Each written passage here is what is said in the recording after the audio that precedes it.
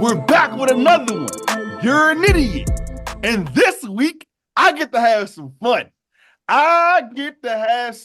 We're deliberating, but no more deliberation. The Cincinnati Bengals. This brings me joy.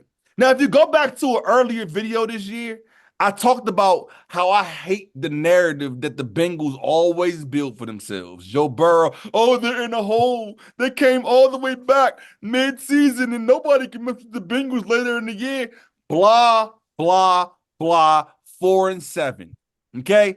You guys, all of this off season, he was on the Pivot podcast, has so much great stuff to say. He's such a great leader. He says all the right stuff. I think I'm better right now. I think mentally I'm faster. I think my body is bigger, faster, stronger this year. 4-7. Jay Herbo came, smacked them around, and said, oh, you thought you was making a comeback? Thought it was a nice second half comeback? Jay Herbo, who was the best quarterback in that draft, like I tried to tell y'all, but y'all don't listen. Y'all like Home Alone. Okay, what is he? This year he's like Marshall Culkin, like he's Eminem hair, Macaulay Culkin face. It's insane. So what I'm explaining to y'all is, when we were deliberating who should be the idiot, and we came with the Bengals, I got extremely happy, and I'm still extremely happy. All of this being said, Charlie, talk to me, man. Talk to me about his stats. I'm changing the 4-7. Go ahead. I'm changing the idiot to you. The Marshall Culkin thing? No, I'm not getting with that. Great. That was pretty great. You like Macaulay Mathers? I mean, however you want to do it, man. I don't like this. I'll tell you right now, I don't agree. The Bengals, they're great. They're gonna right the ship. They're gonna make the playoffs. They're gonna do all these great things. I think they are idiots though, because their team is clearly worse whenever T. Higgins doesn't play, and they're not gonna pay T. Higgins. It's clear they're not gonna pay T. Higgins. Reports have come out, he's gone.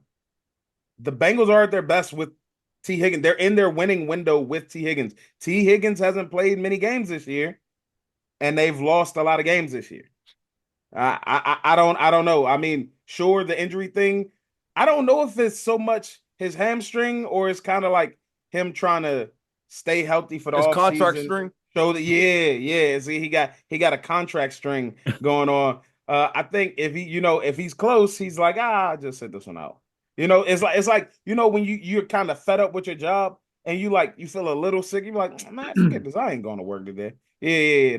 That's what he's pulling right now. So I think they're done for that. They also need to do something about that defense, but I don't got time for that. Frank, what you think? Yeah, I was going to say, you guys are calling them idiots, but you're not really highlighting why they're idiots, because Joe Burrow has, I think, thrown 27 or 28 touchdowns and 4 interceptions this season. Jamar Chase, like I told you guys before the season, might be the number 1 receiver in the league. I agree. Which he is, like, you know what I'm saying? Numbers-wise, I don't think he's the best, by the way. Yeah, he's like number 3 for me or something like that. Or maybe even number 4. But anyway, that's not the point. Sorry. It is what it is. What do you call it? I think when you really look at it, this horrible coaching staff that Charlie has much maligned himself, you know what I'm saying? And that defense or lack thereof or whatever it is, every game is going to be a shootout. Every game they're going to have to put up points.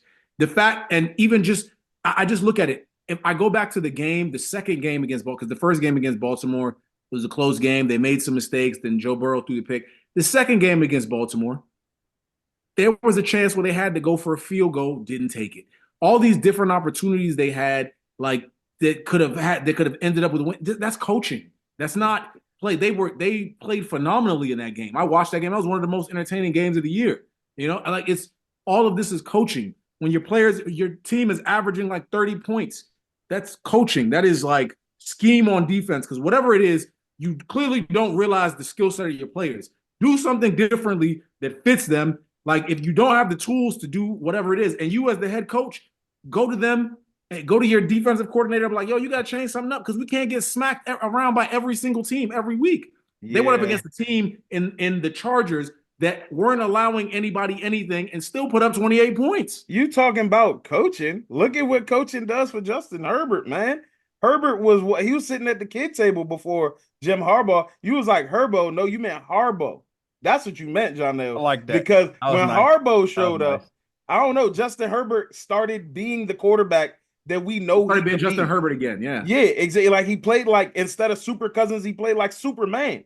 Like he is the best thrower in the league. If you ask somebody on this podcast, I think coaching makes such a big difference because if the Bengals had a coach like Jim Harbaugh who elevates their team and not just is able to use the pieces the best that he can, you know what I mean? Like I've never been a fan of the Bengals head coach. I've never been a fan of him, but I leave him alone because the Bengals win. I think the Bengals win. That's because they got a really good quarterback, bro. Like a really good quarterback, a great, like the best receiver in the league, I get one it. of the I get how best you number feel. 2 receivers in the league. Like they really doing it. I know So, you I hate will him, John, say but this. he is a really good quarterback. He's still top 5 in the league, whether you like it or not. You know what I'm I don't saying? have to admit that right now. He's 4-7. Yeah, that's fine. Now listen. That's fine. Now listen. I Fine. will say this. I did fight Charlie on Zach Taylor when he told me he was bad. But my only argument was he hasn't shown bad. Wasn't anything good. And I know that's against the Charlie rule. That already is bad. Charlie does not like not bad being your thing. What's the Is question? he good? Charlie? What's the Is question? he That's good? Frank's question. good? Charlie's No. question, not question. Have- the statement is Yeah, have I seen good from them? yes. That's the thing. If I haven't seen, like Frank just wants to know if he's good. I don't even care. Frank don't even care about the past few. Is he good? Charlie's like, okay, maybe he's not good, but if I've seen good before, That's the can fight with difference. you. But if I've never Yeah. seen good, there's nothing to talk about. Daniel Jones. But Daniel Jones. and what I will Like, say is, Charlie, he lucked into a really good quarterback and has been managing it in the weirdest way possible that because is beautiful. hey, I've heard of a game manager quarterback, but a game manager head coach? That's crazy. I Hey, don't look, get it, that's man. crazy. Charlie, hold on, Charlie. But the reason they losing, you're not saying you burying what they was really going on. They gave away Joe Mixon, you know, because running backs matter, right, Charlie? That's the thing. That's the thing. That's the thing. It's I clearly think Chase Brown is filled in quite, you know. Not with the record. The Quite record wouldn't sufficiently. suggest that. I'm just so. saying. You mean- tell it. So is the record on the running back or is it on Joe Burrow? Answer the question, John L. Look, Answer bro, the question. Look, bro. Look, listen. See, now we're getting to the end of the segment. My brain is a little fried. I can't. You know what I'm saying? Listen. Can I tell you something? Like I never appreciated certain things until dealing with you guys the way I do now. Because I think I texted you guys during the game. I was like, at the end of the Steelers game, like Mike Tomlin's a beast. Like little things. I'm glad y'all showed up here. Little things like that, like the way he what he did to end that game, like just like Mike that is Tomlin is dope. that's what it means to I'm be a so head glad y'all have arrived at this Mike No, that's Tomlin you got that appreciation. one. You was on the Mike Tomlin train early. You was like, you know what? Now we're giving Charlie too much credit. This has been Soggy Nachos podcast. Thanks for listening. Like, comment, share, subscribe, all that fun stuff. Tell somebody about us. Please.